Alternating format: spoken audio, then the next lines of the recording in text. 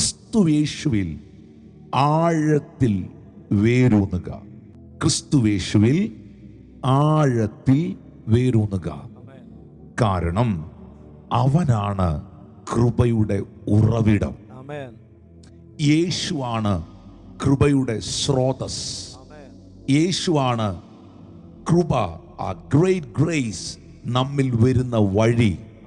ഒരു വൃക്ഷം എവിടെയാണോ വേരിറക്കി നിൽക്കുന്നത് അവിടെ ഉള്ളത് മാത്രമേ ആ വൃക്ഷത്തിന്, ആ ചെടിക്ക് വലിച്ചെടുത്ത് തൻ്റെ നന്മയ്ക്കായി, തൻ്റെ വളർച്ചയ്ക്കായി, തൻ്റെ അനുഗ്രഹത്തിനായി ഉപയോഗിക്കാൻ കഴിയത്തുള്ളൂ.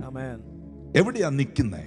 ആ നിൽക്കുന്ന പ്രതലത്തിൽ റൂട്ട് ചെയ്ത് നിൽക്കുന്നിടത്ത് നിന്നുള്ളതാ വലിച്ചെടുക്കുന്നേ. നിങ്ങൾ കണ്ടിട്ടുണ്ടോ? ഒരു പ്ലാന്റ്, ഒരു ചെടി നിൽക്കുന്ന സ്ഥലത്ത് മണ്ണ് കുറവാണെങ്കിൽ, അതിന് വേരിറങ്ങാനുള്ള സ്ഥലമില്ലെങ്കിൽ കാറ്റടിക്കുമ്പോൾ അത് മറിഞ്ഞ് തറയിൽ പോവും. അത് നിൽക്കുന്ന പ്രതലം വളമില്ലാത്ത ഒരു വളമില്ലാത്ത മണ്ണാണെങ്കിൽ, നല്ല മണ്ണിലല്ല അത് നിൽക്കുന്നതെങ്കിൽ, ഫലപുഷ്ടിയില്ലാത്ത മണ്ണിലാണ് നിൽക്കുന്നതെങ്കിൽ അത് ശോഷിച്ചിരിക്കും. കാരണം റോമർ 5:2 റോമൻസ് ചാപ്റ്റർ 5:2 പറയുന്നുണ്ട്, നാം നിൽക്കുന്ന ഈ കൃപയിലേക്ക് നമുക്ക് അവൻ മൂലം വിശ്വാസത്താൽ പ്രവേശനം ലഭിച്ചിരിക്കുന്നു. നമ്മൾ എങ്ങനെയാണ് ഈ കൃപയിലേക്ക് പ്രവേശിച്ചത്? അവൻ മൂലം. ആര് മൂലം? യേശു ക്രിസ്തു മൂലം.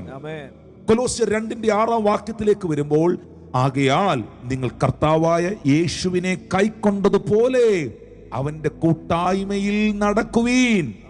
അവനിൽ വേരൂന്നിയും ക്രിസ്തുവിൽ വേരൂന്നിയും ആത്മീക വർധന പ്രാപിച്ചും നിങ്ങൾക്ക് ഉപദേശിച്ച് തന്നതിനൊത്തവണ്ണം വിശ്വാസത്തിൽ ഉറച്ചും സ്തോത്രത്തിൽ കവിഞ്ഞുമിരിക്കുവീൻ. ഈ 2025 യേശു ക്രിസ്തുവിനെ കൈക്കൊണ്ടവർ, യേശു ക്രിസ്തുവിൽ വിശ്വസിക്കുന്നവർ, ക്രിസ്തുവിനോടുള്ള കൂട്ടായ്മയിൽ നടക്കുന്നവർ ക്രിസ്തുവിൽ വേരൂന്നുക.